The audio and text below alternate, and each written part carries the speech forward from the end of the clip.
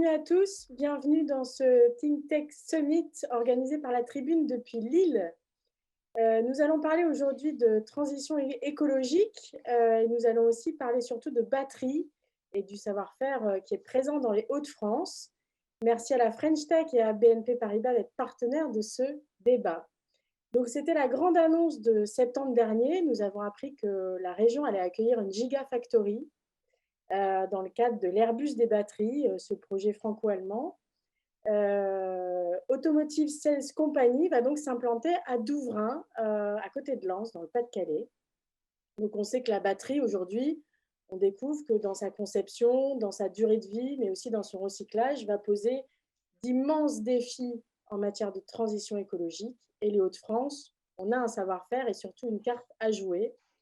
Pour débattre de cette question, j'accueille sur ce plateau Mathias Povs, directeur Action régionale EDF Hauts-de-France, à la tête du cluster MEDE, Maîtrise énergétique des entraînements électriques. J'accueille également Nesrine Daraji, qui est chercheuse entrepreneuse, à la tête de Hive Electric, qui développe une batterie sans métaux rares. J'ai l'honneur aussi d'accueillir Christophe Piquemal, directeur général d'Autonome, qui propose une nouvelle génération de batteries surboostées. Et enfin, bienvenue à Hervé Borgholst, président du groupe DBT, expert européen des bornes de recharge pour des véhicules électriques et de la distribution électrique, qui était presque un précurseur, parce que vous êtes là depuis 92, implanté à Douai. Bienvenue à tous. Je vais d'abord donner la parole à Mathias Povs, en tant que président du cluster MEDE, Maîtrise énergétique des entraînements électriques. Comment la filière, qui est déjà présente à l'échelle régionale et que vous structurez, a accueilli cette nouvelle de l'arrivée d'ACC à Douvrin? Forcément, c'est une très belle nouvelle pour la région Hauts-de-France. Je dirais que, je le rappelle, la région Hauts-de-France, c'est la première région industrielle de la filière automobile. Près de 60 000 emplois dans la région Hauts-de-France. Donc, quand on est en train de muter complètement l'industrie de l'automobile, du carbone vers le décarboné avec l'arrivée des véhicules électriques, avoir l'implantation d'une usine de cette taille, de cette importance dans un projet européen, ce qu'on appelle la Gigafactory de batterie à Douvrin, qui était d'ailleurs un site précédemment qui travaillait dans le domaine du moteur thermique converti quelque part vers les batteries. Exactement.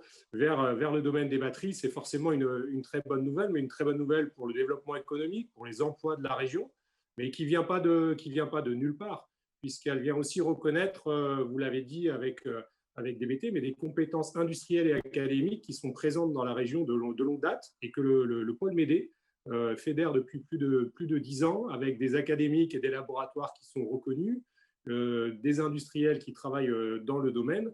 Et l'idée est vraiment d'accompagner cette filière avec le support de la région.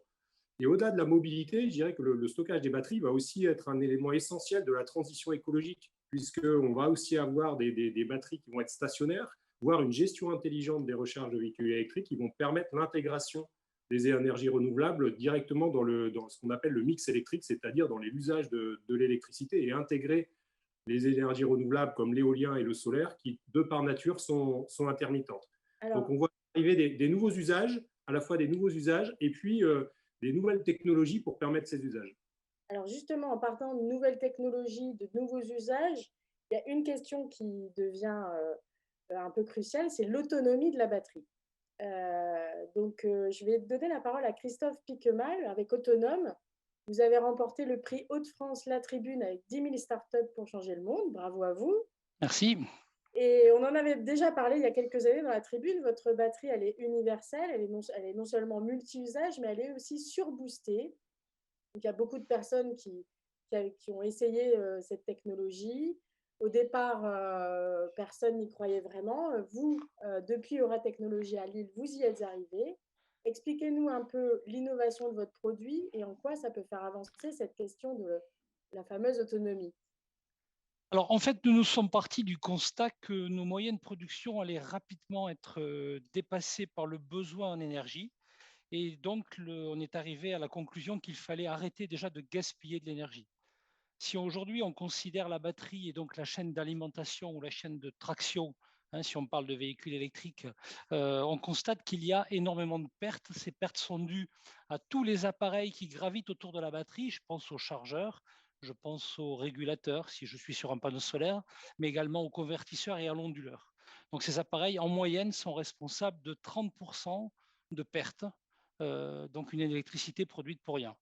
Alors, comment est-ce qu'on va arriver à supprimer ces pertes? Nous avons eu l'idée déjà de supprimer la totalité des appareils de puissance donc, qui gravitent autour de la batterie. Donc, on n'a plus besoin de chargeur pour charger notre batterie. On le fait directement à partir de panneaux solaires ou du secteur. Et puis, de la même façon, on va être capable d'alimenter n'importe quel appareil, n'importe quelle tension, n'importe quel signal. On va pouvoir créer à partir de la batterie sans utiliser d'onduleur, donc avec une performance de la charge à la décharge de 97%. Alors, l'innovation permet également, donc, bien sûr, d'avoir cette performance. Donc, ce qui fait qu'une batterie va pouvoir restituer la totalité de l'énergie qu'elle embarque à l'appareil qu'elle est censée faire fonctionner et donc pas avoir cette partie prélevée par l'onduleur. On va donc avoir une autonomie beaucoup plus importante. On va avoir donc une charge rapide, une durée de vie de la batterie. Donc ça, c'est lié au fait à notre technologie de contrôle individuel de chaque cellule. Donc on va être capable d'augmenter la durée de vie de la batterie, de générer une garantie de service en cas de défaillance d'une ou plusieurs cellules. On va être capable de continuer à faire vivre la batterie. Pour mémoire, aujourd'hui, 60% des batteries de vélos électriques sont jetées uniquement parce qu'une des 24 ou des 36 cellules est défectueuse. Avec notre technologie, on n'aura plus ce problème-là. Ensuite, des problèmes de sécurité, on est capable de déconnecter une cellule défaillante et donc de mettre le pack en sécurité tout en continuant à l'utiliser. Et puis enfin, on va faciliter la seconde vie de la batterie. Pourquoi? Parce que comme on peut s'adapter en tension, en signal très facilement, aujourd'hui, si vous prenez une batterie de voiture électrique, pour pouvoir l'utiliser dans une maison, vous êtes obligé donc d'utiliser des appareils de transformation parce que ce qu'on va vouloir alimenter à la maison ne correspond pas au moteur de la voiture électrique. Donc, pour pouvoir la switcher sur une maison, il va falloir utiliser des appareils. Nous, il suffira simplement de reprogrammer la batterie très facilement et de pouvoir la réutiliser pour sortir, par exemple, du 230 volts directement. Et le dernier point, c'est que notre technologie, en fait, va permettre une fabrication française, européenne, donc de ramener la fabrication chez nous pour une simple raison, c'est que jusqu'à aujourd'hui, on va dire que 80% du prix de la batterie était constitué par les cellules. On fait basculer, nous, ce coût de revient de la batterie sur l'électronique. Et il faut savoir qu'en France, on a des champions de l'électronique, donc on sera tout à fait capable de refabriquer facilement des batteries chez nous en étant compétitif par rapport à ce qui se passe à l'étranger. Alors effectivement, ACC, c'est le sujet, c'est aussi l'indépendance vis-à-vis des fabricants chinois pour les éléments de batterie. Tout Mais à il y a fait. aussi un autre sujet, dont on reparlera du recyclage après, qui est aussi un sujet intéressant. Mais il y a aujourd'hui, dans la fabrication, on a, la filière peut rencontrer un problème puisque la demande de batterie devenant exponentielle, les mines de matières premières ont du mal à suivre. Elles ne savent pas vraiment répondre aux besoins du marché. Et c'est là que je vais donner la parole à Nesrine Daraji.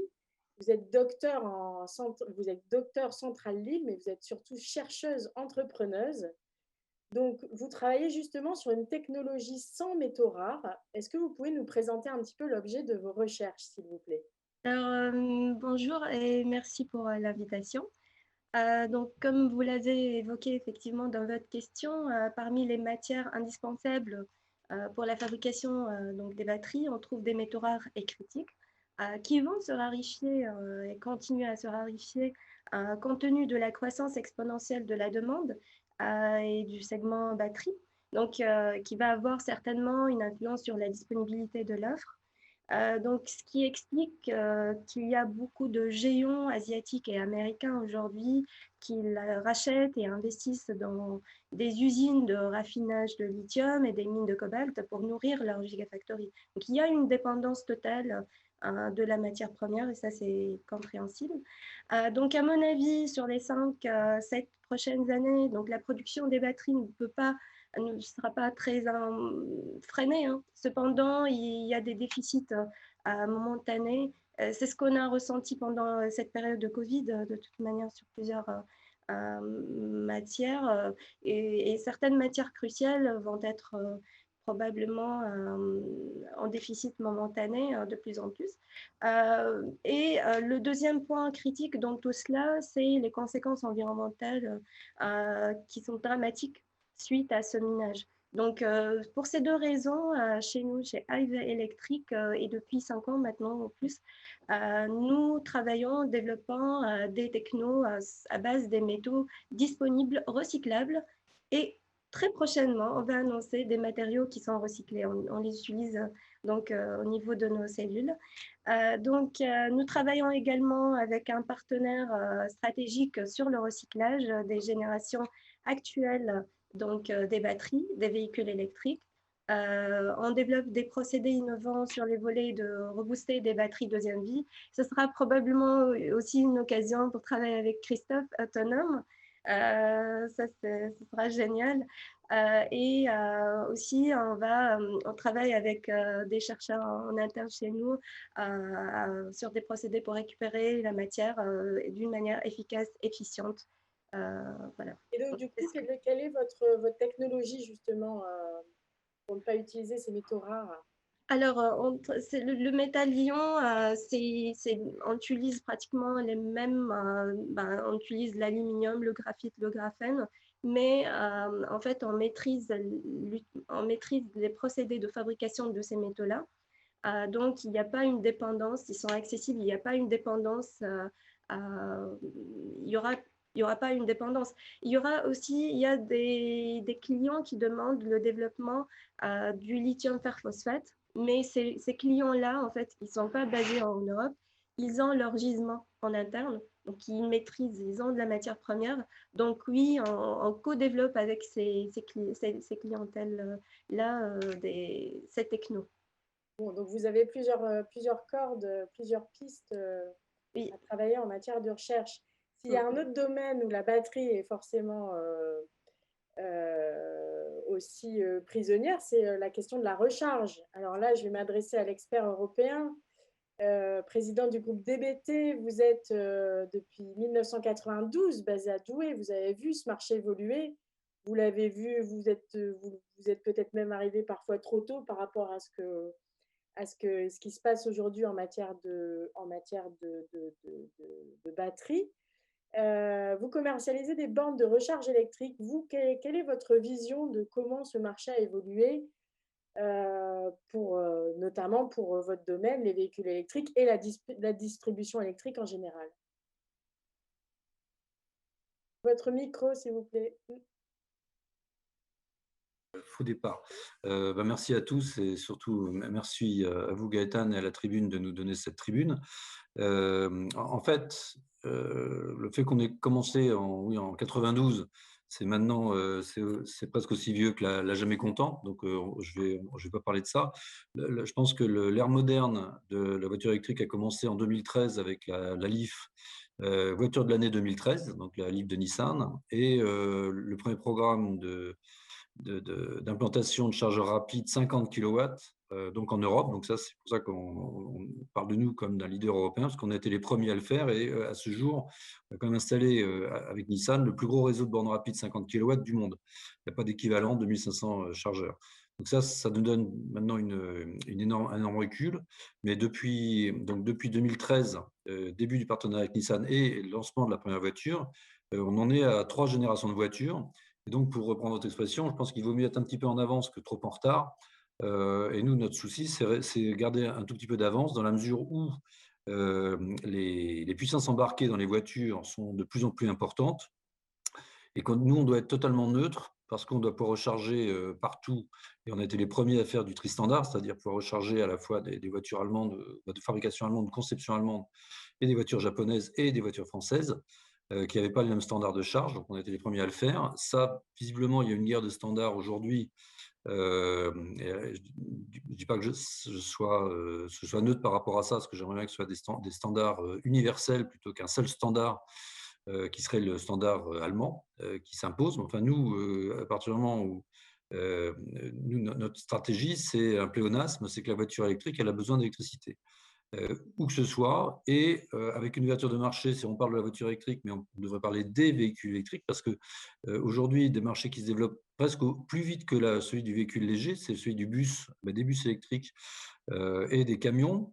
Qu'on oublie souvent, donc, et ça suppose donc des choix techniques et des applications techniques qui sont différentes, parce que c'est entre des batteries qui sont utilisées en traction pour les camions, les bus, sont en général entre 900 et 1000 volts, alors que pour les voitures électriques, généralement, c'est 400 volts. Donc, quelles que soient les technologies, moi, je trouve très intelligent ce que fait M. Picmal, parce que je pense qu'en vulgarisation et pour des petits véhicules, ça peut être très intéressant.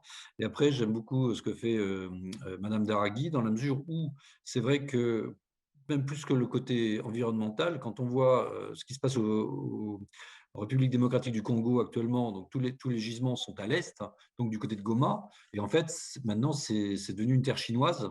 Moi, j'ai un fils qui a travaillé là-bas. Il n'y a plus que des Chinois qui font, c'est même une guerre civile Oui, fomentée par des puissances étrangères pour mettre la main sur ces matières premières. Donc, le recyclage, oui, je trouve ça extrêmement intéressant. Et le fait de ne pas utiliser systématiquement ces métaux rares qui sont d'abord, ils sont rares à plusieurs degrés. Et ensuite, écologiquement, c'est vrai que moi, j'ai visité des mines de cobalt, justement, du côté de Goma. C'est une catastrophe écologique. Hein. Je crois que pour avoir un dé à coudre, il faut des centaines de milliers de mètres cubes. C'est incroyable. Donc, je trouve que ces démarches, je crois qu'il faut croire dans la science, parce que sinon, il n'y aurait pas de voiture électrique, ou même il n'y aurait pas grand-chose. Et ces démarches qui permettent justement d'adapter ses besoins, maintenant, je pense que ce sera difficile d'avoir un retour au non électrique. Je pense que c'est bien parti, vu que beaucoup de pays ont déjà annoncé qu'en 2030, il n'y aura plus que des voitures électriques chez eux, c'est comme la Hollande, l'Angleterre. Nous, je crois que c'est 2040, mais bon, on va se rapprocher.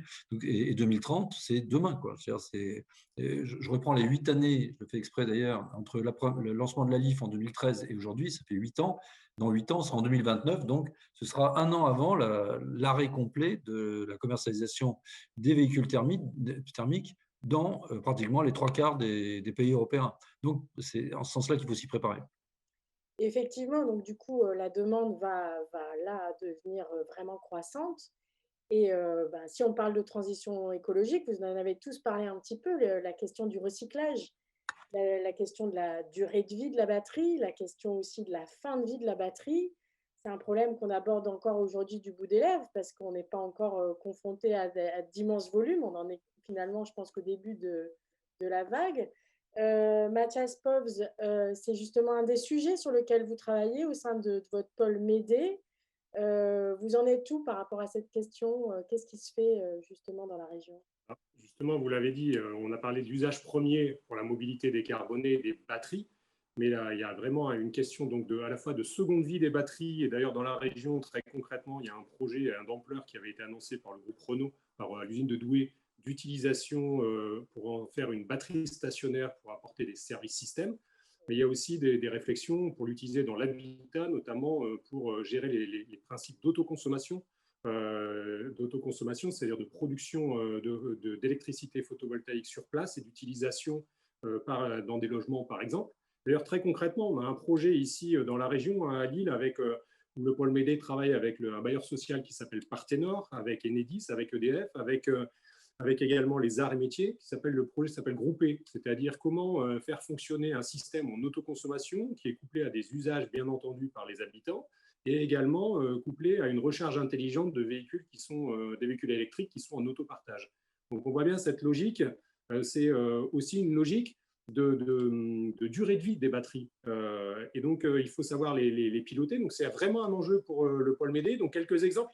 On parle souvent de BMS, alors de Battery Management System, ça veut dire comment on utilise au mieux les batteries, et c'est notamment une partie du propos développé par Autonome et par monsieur Picmal tout à l'heure, c'est-à-dire comment on travaille cette durée de vie, ce pilotage des batteries. Donc il y a des travaux qui sont menés bien sûr avec les entreprises innovantes, mais aussi avec par exemple l'Université de technologie de Compiègne, ou encore le CRIT M2A qui est basé à quelques kilomètres d'ACC, du futur site d'ACC à Bruay-la-Bissière, et le laboratoire LS2E de l'Université d'Artois, qui travaillent à caractériser ces vieillissements de batteries et qui sont très reconnus dans ce travail sur l'ensemble de la chaîne de la traction. Un autre sujet également, c'est comment les refroidir, parce que la thermique est importante dans le fonctionnement d'une batterie. Donc, c'est un sujet qui est travaillé avec le pôle Médé et le laboratoire l'AMI, le laboratoire d'automatique et de mécanique et d'informatique industrielle et humaine de l'Université Polytechnique de Valenciennes, ou encore des travaux de R&D menés dans la région, comme par exemple EDF. Nous menons des travaux de recyclage et d'optimisation de recyclage des batteries avec le laboratoire LRCS à Amiens, dans le cadre d'une thèse pour voir comment on peut recycler et utiliser les batteries. Donc, vous voyez, une fédération, quelque part, une mobilisation des compétences académiques, industrielles, d'industriels assez importants, mais également travail en collaboration avec des entreprises innovantes comme Hive ou Autonome. Et oui, effectivement, donc on avait un savoir-faire industriel qui a su aujourd'hui se recentrer sur la batterie et notamment son recyclage. Nesrine Daraji, vous, votre batterie est recyclable à quasiment 90%. Comment ça se passe chez vous? Vous m'aviez parlé de transfert de technologie. Est-ce que les industriels sont intéressés ou finalement aujourd'hui ils vont au plus simple qui sont les technologies actuelles? Alors, merci pour votre question. Oui, il y a un intérêt de la part des industriels, des académiques. Donc, ça, c'est... Parce qu'en plus de l'enjeu écologique, donc le recyclage est stratégique aujourd'hui. Ça va permettre de créer localement des gisements de matière, de créer de l'emploi aussi. Donc, les pouvoirs publics, la société et les industriels en ont conscience.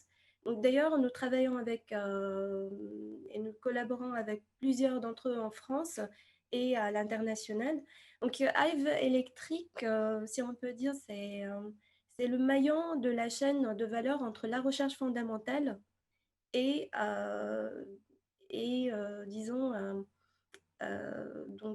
son application par l'industrie. Donc, en amont, on travaille avec plusieurs différents laboratoires et universités, 6 aujourd'hui. Et dans notre process, nous travaillons très tôt avec des partenaires industriels donc pour mieux comprendre leurs besoins et pour mieux adapter notre technologie. Et nous intégrons bien évidemment les besoins, les contraintes de leurs usages futurs. Donc, j'insiste que Hive est un laboratoire industriel, on est une kilofactory, on n'est pas des gigafactories, on n'est pas une mégafactory, mais ce qu'on souhaite faire, tout simplement, c'est d'être facilitateur des technos qui sont vertes, qui sont bas carbone, pour des industriels qui ont les moyens, les ressources, les moyens de tout genre et les ressources en fait pour passer à l'échelle, être des méga, giga et pourquoi pas terafactory. Et donc on développe le métallion. Actuellement, on fait un transfert, on assure des transferts technologiques pour le métallion, mais aussi pour d'autres technos demandés comme le lithium fer phosphate par exemple, ou aussi pour le recyclage. Donc, le recyclage en matière première et en reboost. Et j'espère prochainement avec Autonome, on peut collaborer sur ces aspects-là. Donc oui, il y a un intérêt et l'acceptation des nouvelles technos nous a surpris. Pas uniquement aux États-Unis parce qu'effectivement, le mindset est un peu différent, mais même en Europe, les choses changent depuis presque un an et demi, les choses accélèrent et on est content. Ça veut dire que les industriels ont pris conscience Oui.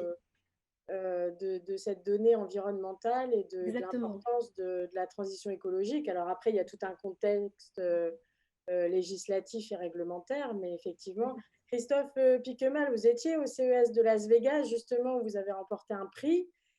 Comment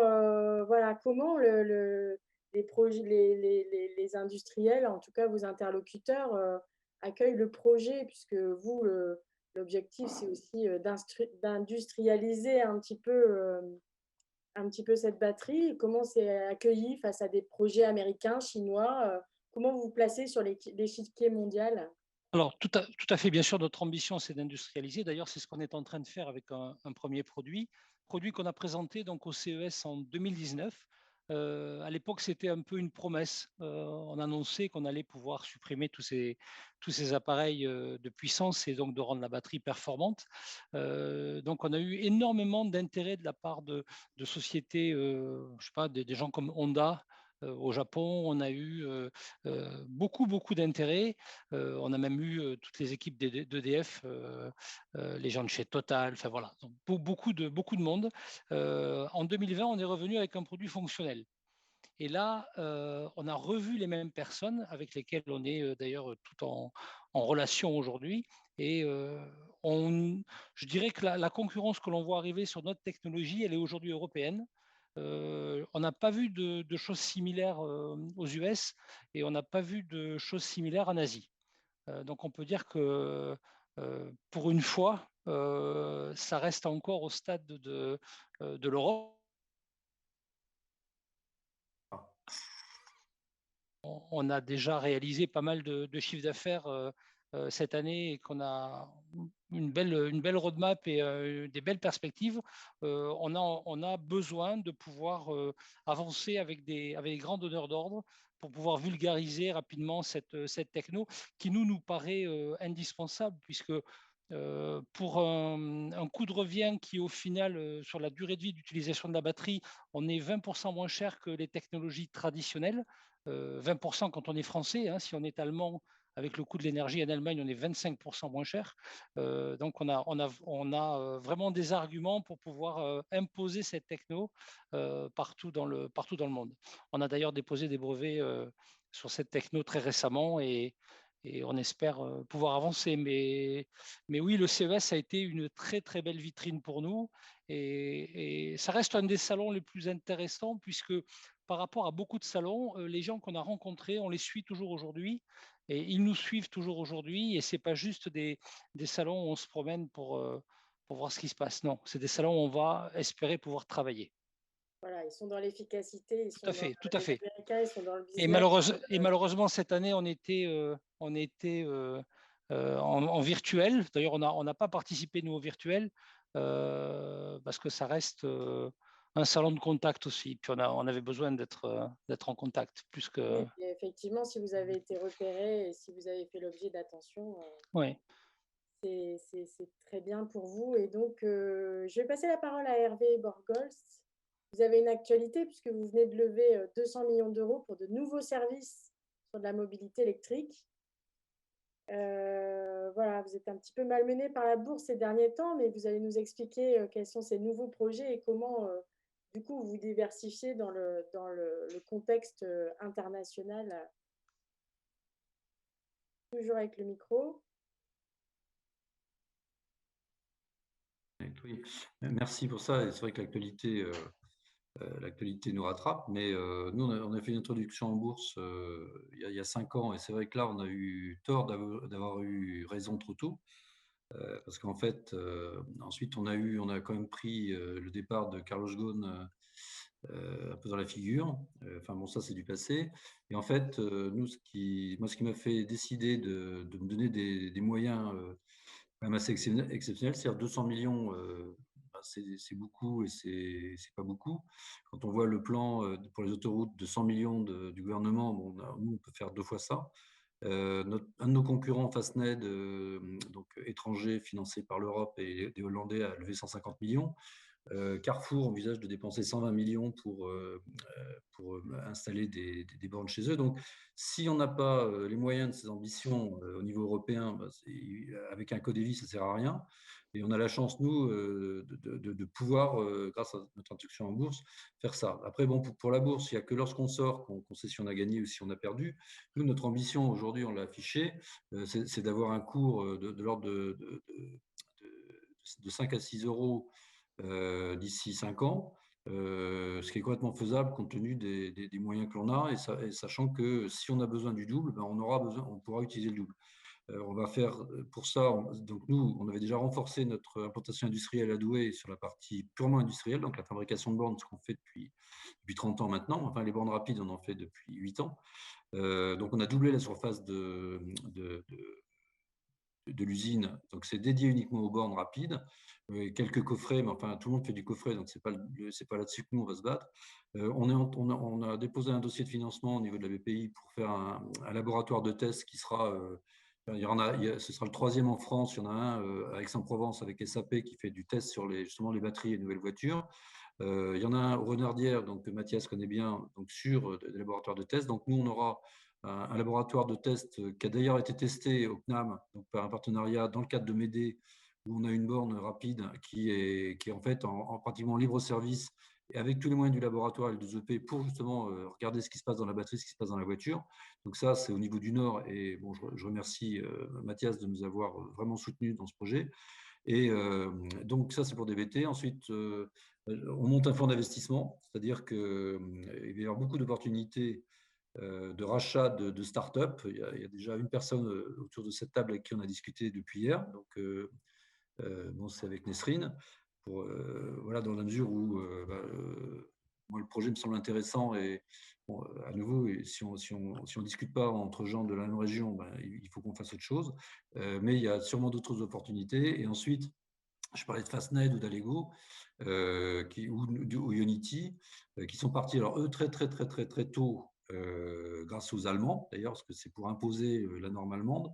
Je ne dis pas que nous, on va être les sauveurs de la norme française ou japonaise, mais je ne vais pas mordre la main qui m'a quand même bien nourri, à savoir Chademo et Renault. Je pense qu'il y a… Donc, on monte une société d'exploitation de systèmes de bornes. C'est-à-dire qu'on va faire comme Fastned, on va faire comme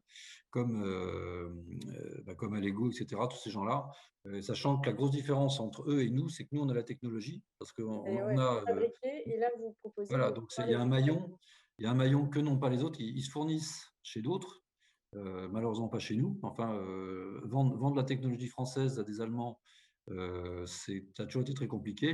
Nous, on a quand même placé 250 chargeurs rapides en Allemagne. Je pense qu'on doit être les seuls Français à avoir fait ça. Et donc, à partir du moment où on domine la technologie, ben, on va savoir mieux l'exploiter. Et aujourd'hui, il n'y a pas que les autoroutes sur lesquelles il faut des bornes rapides. On est bien placé pour le savoir parce que les seules bornes qui marchent encore sur le réseau Corridor, ce sont les nôtres, alors qu'il y en a 180 qui sont en panne. Donc, plutôt que de faire exploiter nos produits par d'autres, on va l'exploiter nous, comme des grands. D'accord, donc c'est voilà, ce projet de projet de mobilité électrique, Voilà. pouvoir à la fois, donc là, vous êtes à la fois constructeur, exploitant. Exploitant. Effectivement, et avec les moyens financiers pour le faire. D'accord, très Et bien. souvent, ce qui est souvent en France, c'est ce qui manque. Des moyens financiers? Oui. Bon, là, normalement, on a un plan de relance. Oui. On verra ce que ça va donner. Justement, je reviens vers vous, Mathias, pour le MEDE. Vous, quelle vision vous avez de cette filière? Est-ce qu'il y a assez de moyens? Est-ce que les Hauts-de-France ont une carte à jouer sur cette filière batterie, sur les questions d'industrialisation de concepts, sur les questions de conversion, de stockage aussi? On en parlait tout au début. Mais effectivement, le stockage de cette énergie renouvelable est une question aussi de transition écologique. Quels sont les enjeux de la batterie de demain dans la région? Je dirais que la région se caractérise, et on l'a vu au fur et à mesure de ces échanges, se caractérise par un écosystème qui est dense et de grande qualité. Alors à la fois avec des laboratoires et des centres d'expertise, on en a parlé, en pointe dans le génie électrique, dans l'utilisation et la commande de ces batteries, mais également dans l'intégration, et vous en parliez, dans l'intégration dans le réseau pour gérer cette intermittence des énergies renouvelables. On peut citer également le laboratoire L2EP, qui est un laboratoire lillois qui travaille sur le sujet, qui a développé une plateforme, mais également des centres de formation, puisque quand on parle de filière, il faut parler également de formation, avec des formations d'excellence. Peu de gens le savent, mais les arts et métiers à Lille ont été la première école en France à proposer un master spécialisé en management d'infrastructures de recharge véhicules électriques, par exemple, à Lille, et également des entreprises innovantes, et on vient d'avoir de très beaux exemples. Mais je dirais qu'il faut avoir des entreprises innovantes et des industriels engagés, c'est-à-dire qu'on le voit aujourd'hui, et le pôle MEDE, c'est sa force, c'est de réussir à se rencontrer, des projets, des entreprises innovantes et des solutions innovantes et des industriels pour justement, comme l'évoquait M. Borgols, passer à l'échelle industrielle et faire valoir cette filière. D'ailleurs, on est très heureux parce que c'est un des sujets que l'on travaille, nous, dans le groupe auquel j'appartiens, EDF. On avait lancé un concours d'Open Innovation EDF Pulse dans les Hauts-de-France, et Autonome et Hive chez Enedis dans une filiale de chez nous avaient été identifiés. Donc, on est très content aussi de faire émerger ces technologies qui peuvent s'inscrire dans des projets industriels et quelque part faire gagner du temps à cette filière et à cette filière française. On a un vrai enjeu, je crois, de souveraineté. Quand on voit que 40% du prix d'un véhicule électrique, c'est la batterie, on voit que ces batteries, essentiellement aujourd'hui, sont fabriquées à l'étranger. Donc, dire que dans le cadre du plan de relance, on veut quelque part doper le développement de cette filière batterie en Europe et encore plus en France et encore plus dans les Hauts-de-France pour faire valoir l'ensemble de ces technologies, c'est vraiment quelque chose qu'on souhaite dynamiser avec le pôle Médé. Et je dirais un des éléments qui va nous y aider, c'est que nous travaillons depuis plusieurs mois maintenant avec le pôle Médé et l'ensemble des acteurs de la recherche et des industriels sur un contrat de plan État-région. Donc, on a proposé un projet qui s'appelle énergie électrique 4.0, qui aujourd'hui en candidature, on est shortlisté, on attend la décision de l'État, mais c'est fondamentalement permettre d'aller jusqu'à 10 millions d'euros d'investissement dans les moyens de recherche, d'innovation, pour aller doper cette filière et que la région Hauts-de-France puisse jouer un vrai enjeu au niveau national, mais aussi international. Un exemple, on parlait de stockage. Le pôle Médé, dans le soutien à la région, dans le programme qui a été lancé par son président qui s'appelle Énergie pour l'Afrique, on a mobilisé des compétences pour travailler justement sur le stockage et les apports dans des programmes d'électrification. Et on a développé également des solutions de stockage, pas seulement électriques, mais aussi thermiques, avec Elax Énergie, et un projet européen qui est en train de se déployer au Sénégal avec les arts et métiers et d'autres académiques de la région. Donc, on voit qu'on rayonne au-delà de la région Hauts-de-France, même à l'international. Et je pense qu'aujourd'hui, on doit vraiment saisir cette opportunité de développement de ces technologies, où on voit qu'on a des industriels très matures comme DBT, qui ont une grande expérience. On voit qu'on a des jeunes pousses comme Hive et Autonome, et puis des industriels qui ont inscrit de manière stratégique dans leur développement. C'est le cas d'EDF avec son plan mobilité qui est indissociable du plan stockage et du plan solaire. Le stockage, quelque part, c'est la croisée des chemins entre les nouveaux usages, l'intégration des énergies renouvelables et l'optimisation de l'énergie pour aller vers une énergie décarbonée. Donc, il y a vraiment un enjeu stratégique qui est complètement prégnant dans la région. Merci beaucoup. Vous n'oublierez pas de nous tenir au courant. Je vous remercie tous pour avoir participé à cette table ronde. Vous n'hésitez pas à nous tenir au courant. La Tribune suit l'actualité aussi en Hauts-de-France sur toutes ces énergies. Merci d'avoir participé donc à ce Think Tech Summit de la Tribune. Et je vous dis à bientôt. Rendez-vous sur notre Facebook, La Tribune, sur notre site latribune.fr et sur notre chaîne YouTube. Merci beaucoup.